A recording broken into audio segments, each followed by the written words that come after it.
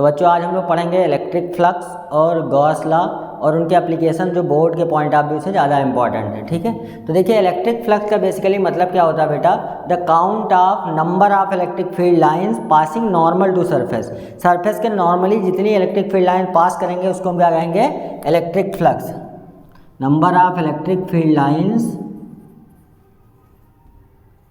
Passing normal to surface. ये तो होगी आपकी डेफिनेशन बेटा।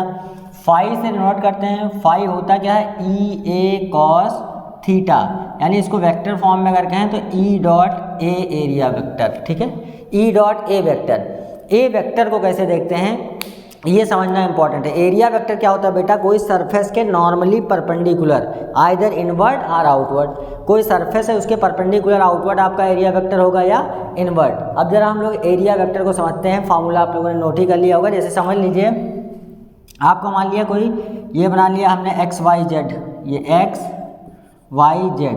अब एक मान लीजिए इस पर रेक्टेंगल है जिसकी लेंथ एल है, ब्रेथ बी है। ठीक है, लेंथ एल है, ब्रेथ बी, तो इसका एरिया अगर बेटा देखेंगे तो एरिया क्या होगा, लेंथ इंटू ब्रेथ, एरिया हो जाएगा लेंथ इंटू ब्रेथ। लेकिन अगर इसका एरिया वेक्टर कहें तो नॉर्मल टू सरफेस, अगर ये एक्स वाई प्लेन में है तो इसके नॉर्मल क्या होगा, जेड एक्सिस, तो आइदर प्लस के या फिर माइनस के, यानी इसका अगर एरिया वेक्टर हम लिखना चाहें तो ये होगा एल इंटू बी के कैप, या फिर और हम लिख सकते हैं एरिया वेक्टर को एल इंटू बी माइनस के कैप। ठीक है, यानी एरिया वेक्टर हमेशा क्या होगा, परपेंडिकुलर टू सरफेस। कोई भी सरफेस होगा कहाँ पे रखा है उसको हम देखेंगे, उसके नॉर्मल टू सरफेस हमेशा हमारा एरिया वेक्टर होगा, और उन्हीं का हमको डॉट प्रोडक्ट है। इसमें जो थीटा एंगल देखना है वो किसके बीच का देखना है, एरिया वेक्टर। जैसे मान लिया मेरा हाथ है, इसका एरिया वेक्टर ये हो गया परपेंडिकुलर आउटवर्ड। अब मान लीजिए इलेक्ट्रिक फील्ड ऐसे जा रही है इस मार्कर की तरह, तो इन दोनों के बीच का जो एंगल देखना है दैट इज थीटा। ठीक है, अब देखिए कुछ क्वेश्चंस हम करते हैं तो आपका कंफर्म होगा। तो इलेक्ट्रिक फ्लक्स का बेसिक फार्मूला है ई ए कॉस थीटा, ठीक है, जिसमें ए एरिया वेक्टर है। ठीक, और इसकी यूनिट और डायमेंशंस भी आपसे पूछी जा सकती है बोर्ड्स में। तो फाई आपने पढ़ा ई ए कॉस थीटा। ठीक है, थीटा क्या होगा, थीटा है आपका angle between area vector and E electric field. ठीक है, अब यहाँ पे फ्लक्स की यूनिट क्या हो जाएगी, न्यूटन मीटर स्क्वायर पर कूलम। ठीक है, अब इसकी अगर डायमेंशन हम लिखना चाहें तो डायमेंशन भी आपको याद रखना है। न्यूटन आपने देखा mL/t-2 होता है, फिर L2, फिर चार्ज की AT और पूरे की पावर -1। अब इसको निकाल लेंगे बेटा तो आ जाएगा mL3t-3a-1। ये आपकी डायमेंशन निकल के आएगी आपकी इलेक्ट्रिक फ्लक्स की। तो डायमेंशंस को आप याद रखिएगा क्योंकि एक नंबर में आपसे पूछा जा सकता है। ये हो गया इलेक्ट्रिक फील्ड। अब देखिए बेटा क्वेश्चन कैसे करते हैं। जैसे आपका क्वेश्चन आ गया, an electric field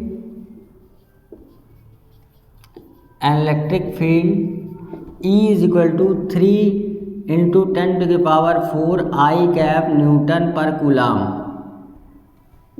passes through square of side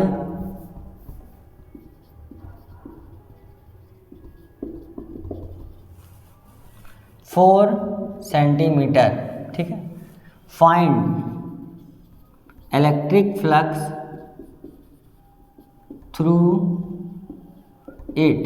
अब इसमें 3 केस में बना दे रहा हूँ। पहला, if square lies on Y Z plane. अगर आपका स्क्वायर लाई कर रहा है वाई जेड प्लेन में। दूसरा, if plane makes an angle 60 degree with x axis. C तीसरा, if plane makes 60 degree plane if normal to plane. दूसरा अगला if normal to plane makes an angle 60 degree, ठीक है, विद एक्स एक्सिस। देखिए अब इस क्वेश्चन में आपको 3 कॉन्सेप्ट क्लियर हो जाएंगे। पहला क्या है, इलेक्ट्रिक फील्ड पास कर रही है, हमने बना लिया एक्स वाई जेड, ये हो गया एक्स, ये वाई, ये जेड। इलेक्ट्रिक फील्ड हमारी पहले से इधर की तरफ है, ये हमारी ई होगी। अब एरिया हम देखेंगे बेटा, स्क्वायर जो है वो लाई कर रहा है वाई जेड प्लेन में, तो वाई जेड प्लेन में हमने स्क्वायर बना दिया जिसका साइड कितना है 4 मीटर। अब अगर देखेंगे स्क्वायर तो इसका एरिया वेक्टर किधर लाई करेगा, एरिया वेक्टर बेटा देखिए एक्स वाई जेड प्लेन है तो इसके परपेंडिकुलर कौन है एक्स, यानी एरिया वेक्टर इधर ही होगा इसका। पहले केस में इसका एरिया वेक्टर क्या होगा अलोंग इलेक्ट्रिक फील्ड। तो यहाँ पे अगर हमको फ्लक्स निकालना है फर्स्ट केस का, तो फर्स्ट केस का फाई क्या हो जाएगा E इंटू ए इंटू कॉस 0 डिग्री। आप देखिए दोनों एक लाइन में है, इलेक्ट्रिक फील्ड और एरिया वेक्टर। अब इलेक्ट्रिक फील्ड आपकी कितनी है 3 इंटू 10⁴ इंटू आपने रख दिया एरिया 4 सेंटीमीटर है स्क्वायर का साइड, तो 4 इंटू 10⁻² का स्क्वायर, 4 इंटू 10⁻² का होल स्क्वायर, और आप इसको सॉल्व कर लेंगे आपका क्या आ जाएगा आंसर, ठीक है। ये आपका इलेक्ट्रिक फ्लक्स होगा पहले का क्वेश्चन का, एक क्वेश्चन नोट कर लिया होगा आप लोगों ने। दूसरा कह रहा है if plane makes an angle 60 degree. अब बेटा देखिए इसमें थोड़ा ध्यान देना है कि कह रहा है आपसे normal to plane makes an angle theta या फिर plane makes an angle theta. मैं एग्जांपल लेता हूँ, जैसे मान लिया आपका ये एक्स एक्सिस है, ये क्या हो गया बेटा एक्स एक्सिस। अब हमारे पास कोई प्लेन में ले लूँ कि जैसे ये देखिए ये मेरा मोबाइल है, ये प्लेन हो गया। अगर देखिए इसका ये प्लेन एंगल बना रहा है एक्स से, अगर ये प्लेन से एंगल बना रहा है एक्स, तो एरिया वेक्टर बेटा क्या होता है नॉर्मल टू सरफेस। तो एरिया वेक्टर आपका कैसे होगा इस तरह से, ठीक है, एरिया वेक्टर इसके नॉर्मल इस तरह पहुंच जाएगा ना। इट मीन्स अगर कोई आपका प्लेन ही सीधे एंगल बना रहा है तो उसका एरिया वेक्टर ऐसे होगा, ठीक। और इलेक्ट्रिक फील्ड आपने देखा इसमें किधर है एक्स एक्सिस की तरफ इधर, तो इनके बीच का एंगल क्या है ये थीटा, ठीक है। जबकि यहाँ पे प्लेन कितना एंगल बना रहा है 60, प्लेन कितना एंगल बना रहा है 60। अब आप देखेंगे ये थीटा निकालना है, ये 90 है तो ये 60 तो ये 30, अब ये थीटा थीटा अपोजिट है, थीटा कितना हो जाएगा 30। समझ में आया बेटा। अगर प्लेन एंगल बना रहा है इसका मतलब आप समझ गए प्लेन है, प्लेन का नॉर्मल फिर इलेक्ट्रिक फील्ड से एंगल बना रहा होगा एक्स एक्सिस से, ठीक। तो कभी ध्यान देना है कि इलेक्ट्रिक फील्ड से प्लेन एंगल बना रहा है या फिर नॉर्मल टू प्लेन का एंगल दिया है। तो यहाँ प्लेन का एंगल दिया तो यहाँ पे थीटा कितना हो जाएगा बेटा 30 डिग्री। तो 5 टू सेकेंड केस में क्या हो जाएगा ई ए कॉस 30 डिग्री, ठीक। अब थर्ड वाले क्वेश्चन में क्या कह रहा है बेटा, ये सेकंड वाले क्वेश्चन का सॉल्यूशन। थर्ड वाले में कह रहा है कि if normal to plane makes angle, मतलब ये जो एरिया वेक्टर है वो सीधे एंगल बना रहा है ई से 60 डिग्री, तो उस केस में क्या होगा डायरेक्ट आप ये कॉस 60 रख देंगे। उस केस में क्या रख देंगे डायरेक्ट ये कॉस 60, क्योंकि 60 जितना एंगल बना रहा हो, मान लो 30 एंगल दिया है तो 30 रख देंगे। तो क्वेश्चन में क्या ध्यान रखना है, अगर नॉर्मल टू प्लेन एंगल बना रहा है तो डायरेक्ट थीटा रखा जाएगा।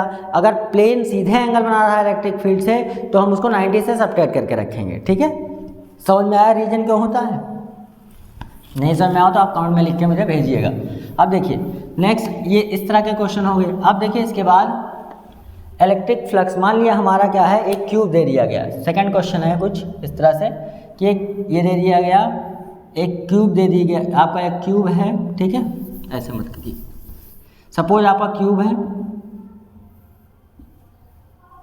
ठीक, और इसका एक ये एक्स एक्सिस, ये वाला आपका एक्स है, ये वाई है, और ये वाला एक्सिस क्या है जेड। अब इससे क्या है कोई यूनिफॉर्म इलेक्ट्रिक फील्ड है, ये क्या है यूनिफॉर्म, इससे यूनिफॉर्म इलेक्ट्रिक फील्ड जा रही है, हमको फ्लक्स निकालना है। वो किसके अलाउंग है एक्स एक्सिस के अलाउंग। ई कैसा है आपका इलेक्ट्रिक फील्ड है इधर, वो भी कैसा है यूनिफॉर्म, ठीक। अब देखेंगे यहाँ पे बेटा कितने फेसेस हो गए, इसके 6 फेस हैं। इसका एरिया वेक्टर इधर मान लीजिए A1 हो गया, इसका एरिया वेक्टर इधर ये हो गया A2 कैप, इसका एरिया वेक्टर इधर ये मान लेते हैं A3 कैप, पीछे वाला का एरिया वेक्टर पीछे की तरफ ये हो गया A4 कैप, और इस वाले बाहर वाले फेस का एरिया वेक्टर बाहर ये हो गया A5 कैप। समझ में आया। अब देखिए यहाँ पे इसका एरिया वेक्टर इधर, पीछे वाला का एरिया वेक्टर पीछे की तरफ, ऊपर वाले का ऊपर, नीचे वाले का नीचे की तरफ एरिया वेक्टर, ये हो गया A6, 6 फेसेस का, ठीक। अब यहाँ टोटल फ्लक्स निकालना है, इलेक्ट्रिक फील्ड ई कैसी है यूनिफॉर्म। तो आप देखें ध्यान से, अगर इसका देखेंगे φ1 देखेंगे तो क्या हो जाएगा E into A1 cos 90। Similarly आप देखेंगे φ2 देखेंगे तो E into A cos 0 degree. देखिए क्योंकि इलेक्ट्रिक फील्ड इधर एक तरफ है, एरिया वेक्टर इधर है, तो A2 के लिए क्या हो गया ई ए कॉस 0, ये A2 हो गया। ऐसे आप देखें φ3 अगर निकालें तो क्या हो जाएगा E इंटू A3। अब A3 आपका कहाँ है, इधर की तरफ है, ये हो गया cos 180 डिग्री, क्योंकि एरिया वेक्टर इधर है, इलेक्ट्रिक फील्ड इधर है। ऐसे नीचे A6 का देखें हम, A3 A4 का देखिए, A4 आपका ये है, उसका परपेंडिकुलर एरिया वेक्टर अंदर की तरफ है, इलेक्ट्रिक फील्ड इधर है, यानी दोनों के बीच का एंगल 90, तो E A4 cos 90। ऐसे A5 देखें तो E A5 cos 90। इसी तरह से A6 देखें, सॉरी फ्लक्स 54 55 56, ये भी देखें, ये भी क्या आ जाएगा EA cos 90। अब बेटा ध्यान दे अगर, तो ये तो 90 एंगल की वजह से जीरो, ये दोनों जीरो, ये दोनों जीरो, और यहाँ पे देखें ये क्या है, जीरो। अब यहाँ देखिए ये हो जाएगा EA। अब अगर आपका ये क्यूब है तो क्यूब का साइड सेम होगा, तो एरिया क्या हो जाएगा A², ठीक। अब यहाँ पे देखिए दूसरा ये क्या है, माइनस EA² हो जाएगा, क्योंकि cos 180 इज -1। तो अगर आप नेट फ्लक्स इससे देखें तो नेट फ्लक्स कितना आएगा आपका, नेट फ्लक्स आ जाएगा -EA² plus EA², that is 0। यानी क्या हुआ, अभी एक चीज़ हमको यहाँ से दिमाग में ये तो मैंने करके दिखाया, आप ध्यान दीजिए, कभी भी अगर किसी क्लोज सरफेस से कांस्टेंट इलेक्ट्रिक फील्ड जा रही है तो नेट फ्लक्स क्या होगा, 0, ठीक है, नोट कर लीजिएगा। और एक पॉइंट ही नोट कर लीजिएगा, कभी भी अगर कोई क्लोज फिगर है और कांस्टेंट इलेक्ट्रिक फ्लक्स है तो क्या हो जाएगा, 0। क्या है, if E is constant passing through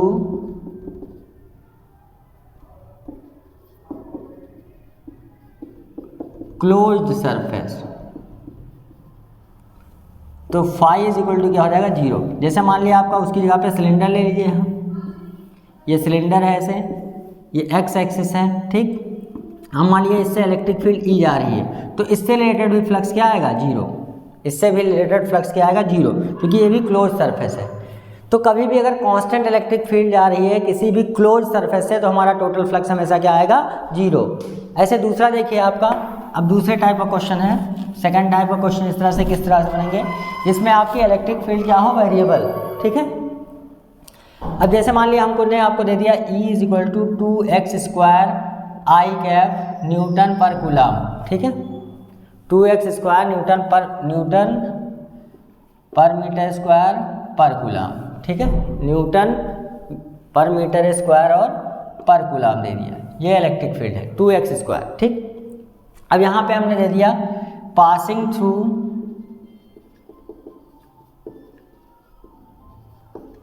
cube, चलिए सिलेंडर ले लेते हैं, थोड़ा अच्छा लगेगा, सिलेंडर ऑफ रेडियस 1 मीटर, ठीक। देखिए जैसे मान लिया हमारा क्या है, एक हमारा सिलेंडर यहाँ ऐसे दिया है जिसका रेडियस क्या है, 1 मीटर, इसका रेडियाई 1 मीटर है, इसका कोऑर्डिनेट मान लेते हैं 1,0 है, इसका 3,0 मीटर में ही ले लेते हैं, आसान होगा थोड़ा, ठीक है। ये है, अब इससे हमारा इलेक्ट्रिक फील्ड क्या पास हो रही है, और ये क्या है, यहाँ पे I कैप है, ठीक। यानी इधर की तरफ जो इलेक्ट्रिक फील्ड है इस साइड की तरफ, दैट इज 2x² न्यूटन पर मीटर स्क्वायर पर कूलम, क्योंकि यहाँ पे x² है इसलिए हमने पर मीटर स्क्वायर लिख दिया है, ठीक है। इस तरह से इलेक्ट्रिक फील्ड है, ठीक, समझ गए। अब यहाँ पे x की जब यूनिट रखेंगे मीटर, वैसे ही इलेक्ट्रिक फील्ड को आप न्यूटन पर कूलम भी लिखें तो वो भी कोई दिक्कत नहीं है, चलिए इसको लिख देते हैं न्यूटन पर कूलम, ठीक। अब देखिए इलेक्ट्रिक फील्ड पास हो रही है। अब यहाँ पे अगर आप ध्यान से देखें तो यहाँ पे देखिए इस पॉइंट पे इलेक्ट्रिक फील्ड कुछ अलग होगी, क्योंकि इलेक्ट्रिक फील्ड x के साथ वेरी कर रही है, ऐसे इस पॉइंट पे इलेक्ट्रिक फील्ड कुछ और होगी। अब जैसे यहाँ पे मैं कर दूँ इसको फेज 1, इसको फेज 2, एक कर्व सरफेस, तो कर्व सरफेस का एरिया वेक्टर ऐसे होगा, इसका area vector normal to surface इधर, इस वाले फेस का सरफेस एरिया वेक्टर इधर, इसको मैं कह दूँ A1, इसको कह दूँ A2, चलिए, और इसको कह दूँ A3, ठीक है। अब इससे देखिए इलेक्ट्रिक फील्ड वेरिएबल है, तो पहले केस में हम देखते हैं φ1 के लिए, φ1 के लिए EA1 cos 90 हो जाएगा, दैट इज 0, यानी इस वाले फेस का तो फ्लक्स 0 हो गया, इससे हमें कोई समस्या नहीं है। फिर देखिए अगर मैं देखूँ φ2 फ्लक्स आपका इसका है, तो देखिए इसका एरिया वेक्टर किधर है, इधर की तरफ, ठीक है, और इलेक्ट्रिक फील्ड यहाँ पे क्या हो जाएगा, E2, इस पॉइंट पे को मैं E2 कह लेता हूँ, E1 उसको कह लेता हूँ, उसमें कोई ज़्यादा खास फर्क पड़ने वाला नहीं है, ठीक है। ये हो गया E2, चलिए इसको 1 माने थे, इसको 1 ही लिखिए, A1 ये कर दीजिए, ये वो 1 है, ये 2, इसको कर दीजिए 3। तो पहले कर दीजिए फाई 2, तो फाई 2 क्या हो जाएगा E2, फिर E2 इस पॉइंट पे इलेक्ट्रिक फील्ड निकाल लीजिए। इस पॉइंट पे इलेक्ट्रिक फील्ड अगर निकालेंगे तो क्या हो जाएगा, इंटू A cos 180 डिग्री। अब E2 देखिए 2 इंटू एक्स की वैल्यू यहाँ पे क्या रखना पड़ेगा 1, क्योंकि इस पॉइंट पे 1 है electric field. 1 square into area कितना हो गया पाई इंटू आर की वैल्यू है 1 मीटर, यानी 1 का स्क्वायर, यानी यहाँ पे आ जाएगा 2 पाई न्यूटन मीटर स्क्वायर पर कूलम। ये फ्लक्स आ गया फाई 2। अब ऐसे देखिए फाई 3 निकालें, तीसरा फ्लक्स इसके लिए देखिए, उसके लिए अगर आप जाएंगे और इसका एंगल 180 है तो माइनस में आएगा, माइनस आया, ये हो गया E3 A cos 0 डिग्री। अब E3 आपका क्या आया है 2 इंटू उस पॉइंट पे 3 की वैल्यू है 3 square into pi into 1 square, और cos 0 इज़ 1। अब ये ध्यान से देखें तो ये कितना आ जाएगा 3 3 9 2 18 पाई न्यूटन मीटर स्क्वायर पर कूलम। ये आ गया फाई 3। अब नेट फ्लक्स देखेंगे, चूंकि फ्लक्स है स्केलर, तो फाई इज इक्वल टू क्या हो जाएगा phi 1 plus phi 2 plus phi 3, यानी वैल्यूज रख दीजिए। तो बेटा आपको क्या मिलेगा, ये माइनस में ये प्लस में, यानी कुल मिला के कितना हो जाएगा 16 पाई न्यूटन मीटर स्क्वायर पर कूलम। ये आपका फ्लक्स निकल के आ गया, ठीक है। तो ये तो कुछ बेस थे लॉजिकल क्वेश्चन, जिसमें आप इलेक्ट्रिक फ्लक्स वाले मैंने ट्रिकी करा दिया कि वेरिएबल इलेक्ट्रिक फील्ड है और कांस्टेंट इलेक्ट्रिक फील्ड है, ठीक। कभी भी क्लोज सरफेस से कांस्टेंट इलेक्ट्रिक फील्ड आएगी तो नेट फ्लक्स 0 ही आएगा, क्योंकि जितनी इलेक्ट्रिक फील्ड लाइन्स एंटर करेंगी उतनी इलेक्ट्रिक फील्ड लाइन्स बाहर निकल जाएंगी, ठीक है। आप देखिए हम लोग देखते हैं गॉस थ्योरम। गॉस थ्योरम क्या कहता है, बहुत इंपॉर्टेंट है, ठीक है। इसके एप्लीकेशंस पे क्वेश्चंस आएंगे। और गॉस थ्योरम क्या कहता है,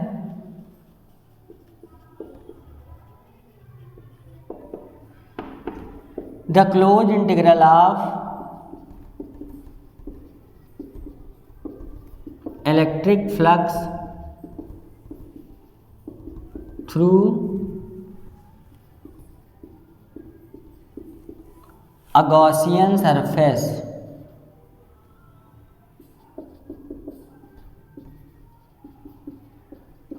is 1 by epsilon naught times total charge enclosed. Means क्या हुआ, गॉसियन सरफेस क्या होता है, कोई ऐसा सिमेट्रिकल सरफेस जो किसी चार्ज को सिमेट्रिकली इनक्लोज कर सकता है, ठीक है। तो वो क्या हो जाएगा गॉसियन सरफेस। जैसे आपका कोई पॉइंट चार्ज है, ठीक है, तो इसके लिए स्फेयर लेंगे तो कैसा हो जाएगा स्फेरिकल गॉसियन सरफेस। अगर स्फेयर पे मान लीजिए, स्फेयर आपका कैसे होगा, जैसे आपका बॉल है चार्ज, उसको फुटबॉल से पैक किया तो फुटबॉल जो हो गया वो गॉसियन सरफेस। और फुटबॉल का एक छोटा खाने को अगर हम क्या मान लें स्मॉल सरफेस ds, तो उसके लिए इन्होंने बताया close integral E.ds is equal to Q by epsilon naught. Basically इसका मतलब आप क्वेश्चन लगाने में अगर समझें तो इसका मतलब है टोटल फ्लक्स क्या होगा Q बाई एप्सिलॉन नॉट, ठीक है। यानी किसी सरफेस से है अगर हमको फ्लक्स निकालना होगा तो वो सिर्फ चार्ज और एप्सिलॉन नॉट पे डिपेंड करता है, एरिया पे डिपेंड नहीं करेगा। भले आपने फार्मूला ये cos थीटा पढ़ा है, क्योंकि आपने देखा यहाँ पे Q बाई एप्सिलॉन नॉट आया। अब आपसे क्वेश्चन आएगा कि एक स्फेयर था जिसका रेडियस r था, पहले 2 था, बाद में उसको 2 गुना कर दिया गया, तो आप बताइए फ्लक्स में क्या चेंज आएगा। तो कभी भी एरिया चेंज करने से इलेक्ट्रिक फ्लक्स नहीं चेंज होगा। आप चाहें तो यहाँ कहीं पर नोट करके लिख लीजिएगा कि change of area doesn't change the electric flux. इसका मतलब क्या हुआ बेटा, total flux is equal to Q by epsilon naught. कहीं पे हमको क्या ढूंढ लेना है गॉसियन सरफेस, उसके अंदर जितना चार्ज इंक्लोज करेगा उससे रिलेटेड फ्लक्स क्या हो जाएगा Q बाई एप्सिलॉन नॉट। मतलब किसी क्लोज सरफेस के अंदर अगर कोई चार्ज रखा है तो उससे रिलेटेड टोटल फ्लक्स चार्ज को डिवाइड करेंगे एप्सिलॉन नॉट से तो आपको आ जाएगा। जैसे आपका एक क्वेश्चन है कि charge 3Q and -2Q are placed at a, 0 and 3a, 0 respectively. Find electric flux through sphere of radius 2a whose center is at origin।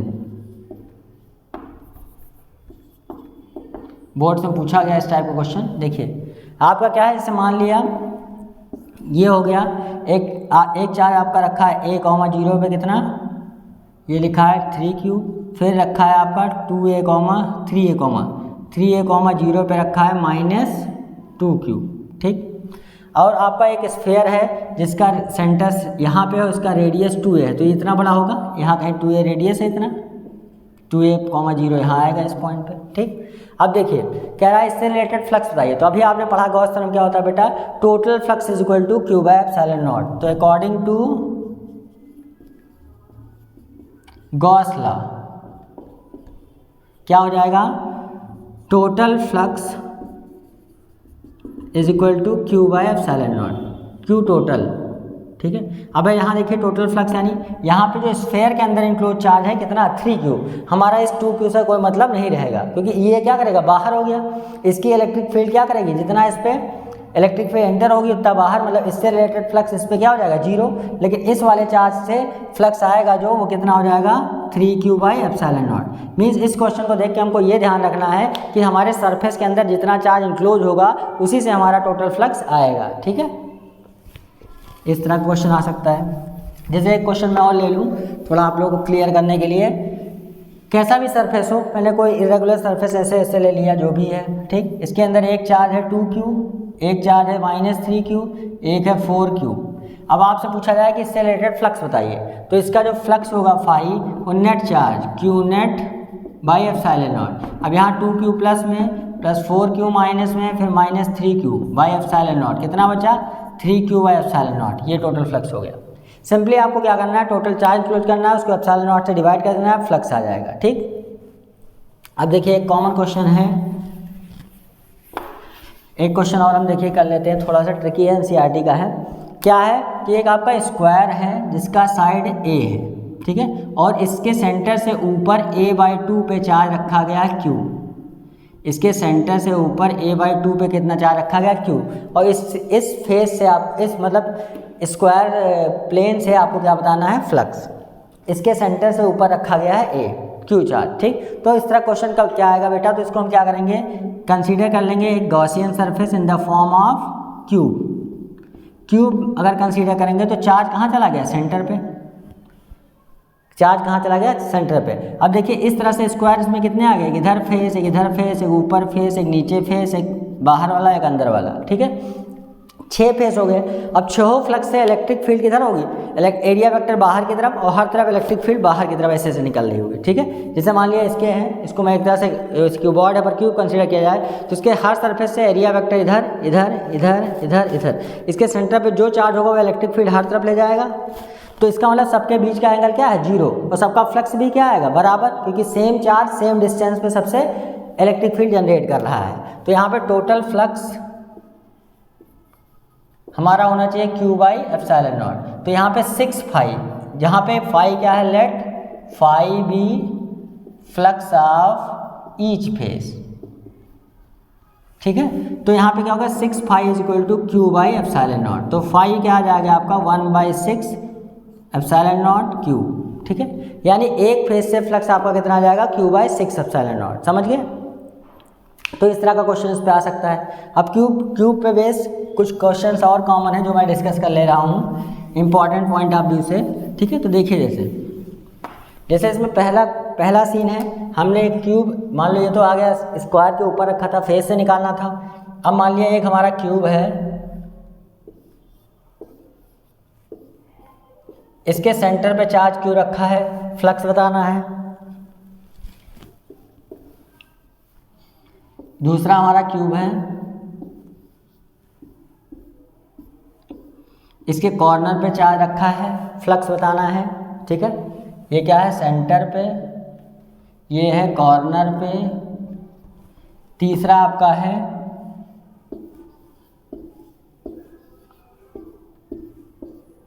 इसके किसी फेस पे रखा है, कहाँ पे, फेस पे, किसी के फेस पे ही रखा है। चौथा अगर हम कहें एक क्यूब है,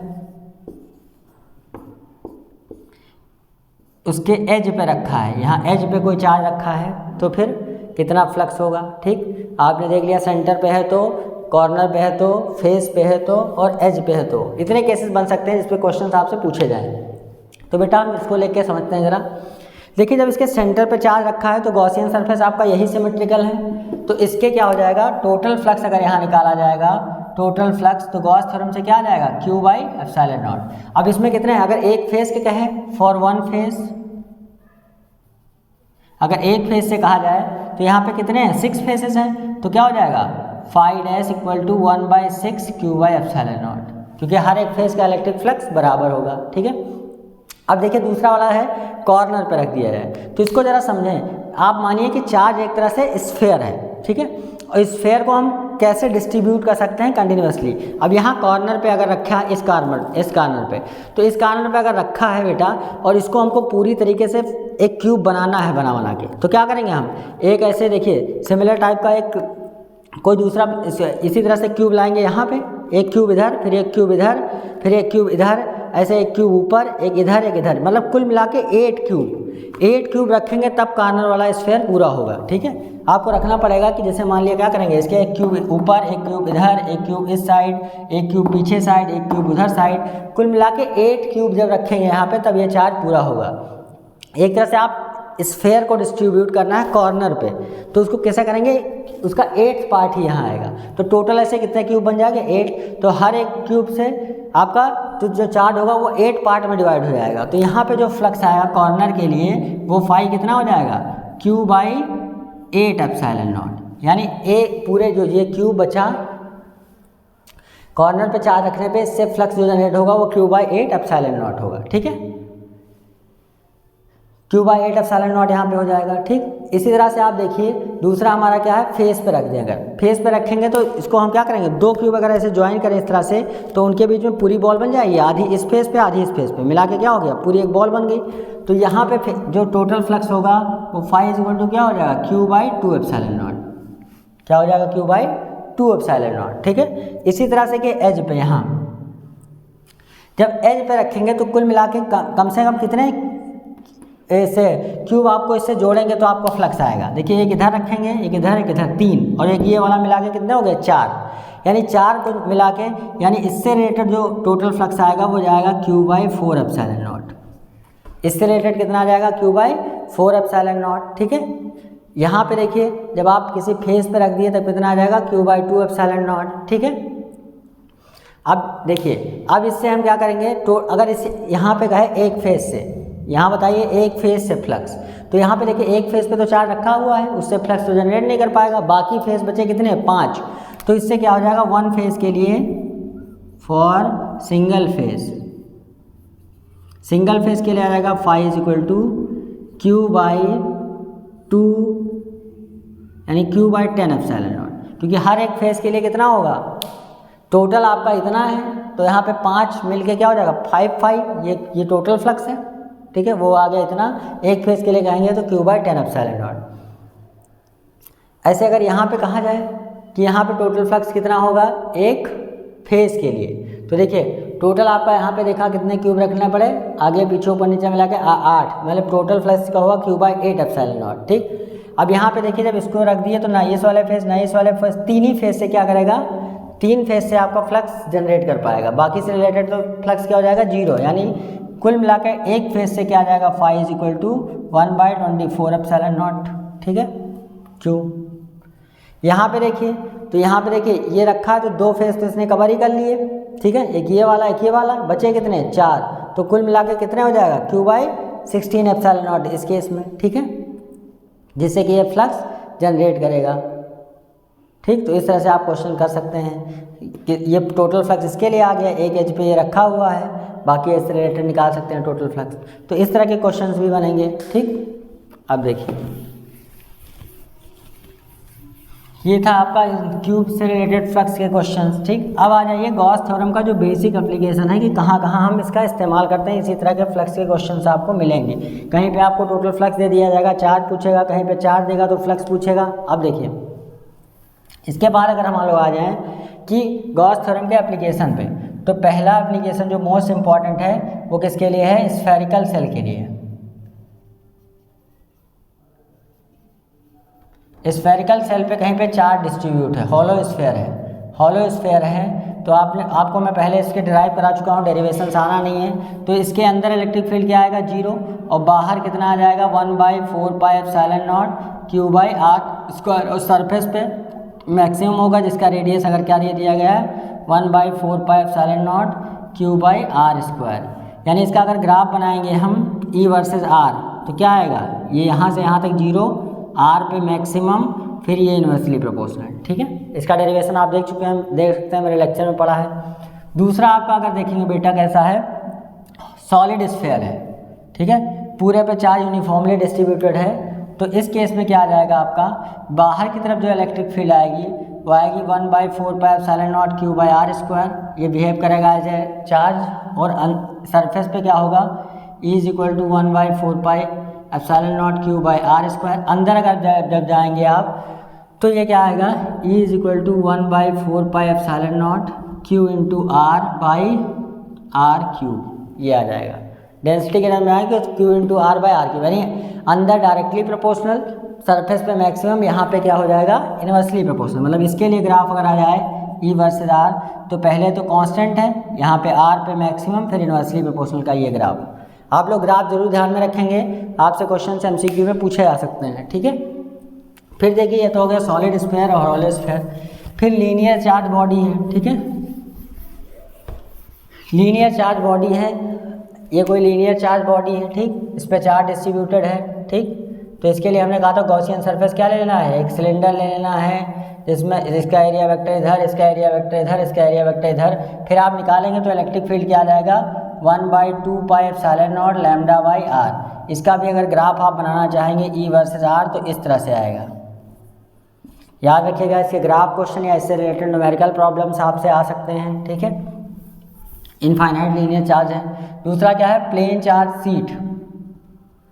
प्लेन चार्ज सीट जो बोर्ड के लिए बहुत इंपॉर्टेंट है। प्लेन चार्ज सीट ऐसे हैं। ठीक है, इसकी मान लीजिए चार्ज डेंसिटी क्या है सिग्मा, तो इस पॉइंट पे इलेक्ट्रिक फील्ड जो आएगी वो आएगी σ/2ε0। डेरिवेशन के लिए आप लेक्चर्स देख सकते हैं। ठीक है, यहाँ जरूरी नहीं अभी आपको याद रखना है, क्विक रिवीजन है। तो E वर्सेस R अगर कर्व बनाएंगे तो ये आएगा ऐसे। ठीक है, तो ये कुछ कॉमन एग्जांपल थे जो आपसे बोर्ड्स में आ सकते हैं। हॉलो स्फीयर, लीनियर चार्ज और ये इन्हीं टाइप के आपके बोर्ड्स में मिलेंगे। ठीक है, ग्राफ आप सबके जरूर याद रखें। ठीक, अब देखिए यहाँ पे किसी चार्ज कंडक्टर के लिए अगर इलेक्ट्रिक फील्ड पूछी जाए, ये इलेक्ट्रिक फील्ड पूछी जाए तो σ/ε0। ध्यान रखिएगा कंडक्टर के लिए क्या होगा σ/ε0। ठीक, अब देखिए क्वेश्चन कैसे बन सकता है। जैसे मान लीजिए प्लेन चार्ज सीट है। ठीक, ये प्लेन चार्ज सीट आ गई और इसके लिए और यहाँ पे दूसरी चार्ज सीट रख दी गई,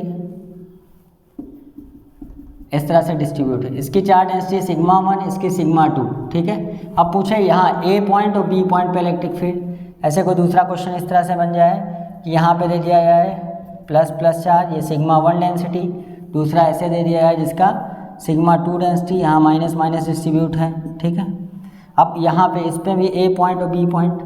तो केस 1 में देखिए अगर इस वाले से देखेंगे प्लेन सीट से तो यहाँ पे इलेक्ट्रिक फील्ड इधर की तरफ, इससे इधर की तरफ, इससे इधर क्या हो जाएगा σ/2ε0, ये हो जाएगा σ1/2ε0। इसके लिए देखिए माइनस की तरफ, इसकी तरफ क्या हो जाएगा E@ हो जाएगा दोनों की वजह से। देखिए अब यहाँ दोनों अपोजिट हैं तो σ1/2ε0 माइनस σ2/2ε0, जो बड़ा होगा उससे सब्ट्रैक्ट करेंगे।